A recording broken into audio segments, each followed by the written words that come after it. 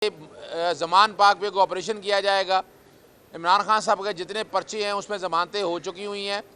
कोई पुराने पर्चों के आपके सामने अदालत ने भी इस्तफसार किया था कि अगर पुराने कोई दरख्वास्तें हैं उस पर आज पर्चा दर्ज करके आप गिरफ़्तारी ना कर लें। अगर कोई गिरफ़्तारी करनी है तो वो गिरफ़्तारी करने से रोका जाए और ज़मान पाक पे मुमकिन ऑपरेशन से भी रोका जाए। इमरान खान साहब के ख़िलाफ़ जितने मुकदमे दर्ज हैं और ज़मान पाक में मुमकिन ऑपरेशन और गिरफ़्तारियों के हवाले से आपको पता है केस की समाअत हुई जस्टिस तारक सलीम शेख और जस्टिस फ़ारूक हैदर साहब के पास। पहले तो मैं बताता चलूँ कि फ़ाइल भिजवा दी गई है लार्जर बेंच को और लार्जर बेंच से तश्कील दे दिया गया है।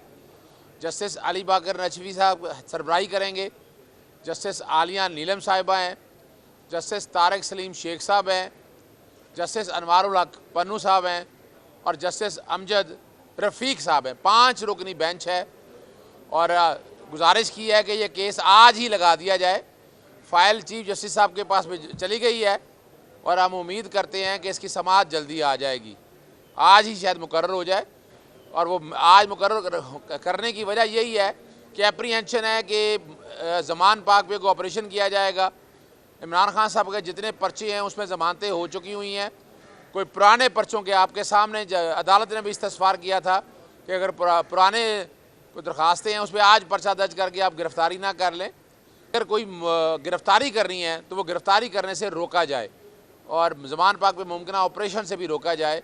ये वो सारी बातें हैं जो अदालत के सामने रखी हैं। सरकारी वकला ने जो ये भी कहा गया कि केयर टेकर सेटअप है, केयर टेकर सेटअप का कोई ये काम नहीं है इस तरह के काम करना, लेकिन ये सारा जो कुछ है बदनीति पे हो रहा है और एक सियासी शख्सियत को निशाना बनाया जा रहा है। अब उम्मीद है थोड़ी देर पता चल जाएगा कि केस की समाअत लार्जर बेंच किस वक्त करता है। 5 मेंबर बेंच के नाम मैंने आपको बता दिए हैं। मेरे ख्याल में शहबाज शरीफ साहब को अक्ल करनी चाहिए, अपनी सियासत बचाएं। अपने इससे पहले हमजा शहबाज को फारग कर दिया इन्होंने और वो जब चीफ मिनिस्ट्री मुश्किल थी तो उसको बुला लिया, उसके बाद इन्होंने उसको फारग कर दिया। अब ये शहबाज शरीफ की कुर्बानी होने जा रही है और अगर वो ख़ुद ये कुर्बानी देना चाहते हैं तो उसकी अपनी मर्ज़ी है, वरना तुक नहीं बनती कि सुप्रीम कोर्ट के सामने इस तरह से एक बेमानी किस्म की एक्टिविटी की जाए। इनकी जो लीगल एडवाइस है वो बहुत ही कमज़ोर है। आज़म नज़ीर तारड़ साहब जो हैं वो सिर्फ फांसियाँ बचाने वाले वकील हैं, कॉन्स्टिट्यूशन का उनको कुछ पता नहीं है और इसीलिए उनकी कॉन्स्टिट्यूशनल एडवाइस के ऊपर अगर शहबाज शरीफ साहब चले तो वे खड्डे में ही गिरेंगे। लिहाजा किसी अक्लमंद आदमी से मशवरा करें और ये कभी जो एक रेजोल्यूशन कभी दूसरी रेजोल्यूशन ला के रद्दी की टोकरी में इजाफा कर रहे हैं उसका फ़ायदा नहीं होगा। हर सूरत में सुप्रीम कोर्ट के फ़ैसले पर अमल दरामद करना होगा। 14 मई को पंजाब में इलेक्शन कराने होंगे, अगर नहीं होगा तो फिर ये सड़कों के ऊपर दमादम मस्त कलंदर होगा। पाकिस्तान की कौम इनकलाब के लिए निकलेगी, पाकिस्तान की कौम को इस्लामाबाद जाना होगा अपने हकूक़ की हिफाजत के लिए। ये जो बातचीत का मामला है, हमने पहले ही कहा है हम बातचीत करना चाहते हैं, हम इलेक्शन के फ्रेमवर्क के ऊपर बातचीत करना चाहते हैं, लेकिन अभी जो पंजाब और खैबर पख्तूनख्वा के इलेक्शन हैं वो हर सूरत सुप्रीम कोर्ट के अहकामात पर होने हैं। नेशनल इलेक्शन के ऊपर बातचीत करनी है, बातचीत कर लें।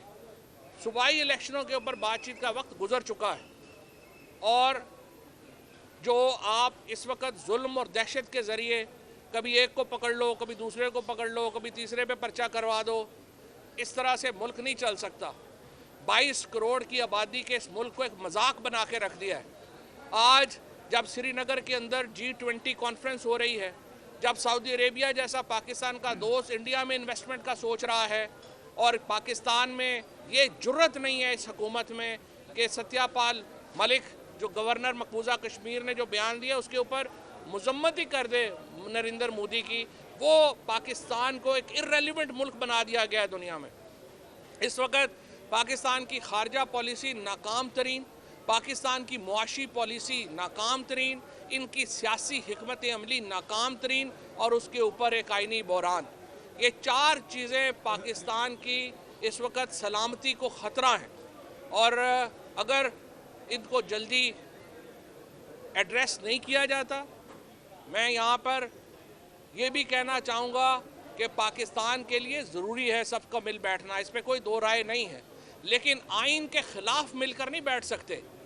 और जितनी ह्यूमन राइट्स की वायलेशंस हो रही हैं उनकी मौजूदगी में माहौल भी नहीं है मिलकर बैठने का। लिहाजा ये फ़ैसले आप कर लें। बाकी इंशाअल्लाह ताला आइन के ऊपर अमल दरामद के लिए सुप्रीम कोर्ट ने हुक्म दिया है, उस हुक्म के ऊपर अमल दरामद कराना पाकिस्तान की कौम का फ़र्ज़ है।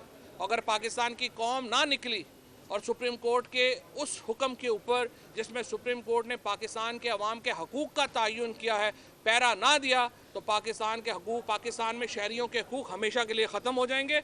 इसीलिए आज पूरी वकला बरादरी, पूरा Pakistan chief justice supreme court के पीछे और अपने जजेस के पीछे खड़ा है। शुक्रिया। तो ये जानना चाहूँगा कि मोहसिन नकवी साहब जो निगरान वज़ीर आला हैं, ये कब तक रह सकते हैं, क्योंकि ये एक बहस चल रही है कि 22 अप्रैल तक। आज रेफरेंस जो है वो उसके लिए तैयारी अपने आखिरी मराहिल में दाखिल हो गई है।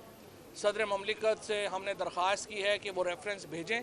अगर सदर साहब ने कल तक ये रेफरेंस नहीं भेजा तो इंशाअल्लाह ताला हम कल या परसों ये सुप्रीम कोर्ट में आर्टिकल 184(3) में पटिशन दायर कर रहे हैं, जिसमें हमारी दरख्वास्त ये है कि ये केयर टेकर गवर्नमेंट और इलेक्शन कमीशन ऑफ पाकिस्तान अपनी जिम्मेदारियां अदा करने में नाकाम हो गया है। इनको हटा के यहाँ पे सुप्रीम कोर्ट आर्टिकल 187 के तहत एडमिनिस्ट्रेटर्स मुकर्रर करे जो इलेक्शन करवाने के लिए डे टू डे मामलात को देखें।